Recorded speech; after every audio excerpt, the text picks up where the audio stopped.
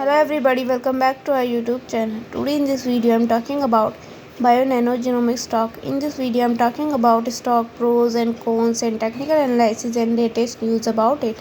The stock is trading at 0.59 US dollar with 5.15% negative in a day. We can easily see stock was volatile for a day. The volume of stock was recently not all-time high, so the fundamental stock is not better for today. Before buying and selling the stock, please consult your financial advisor. Today's video is done. Thanks for watching. Please subscribe my YouTube channel and like the video and also comment or related queries.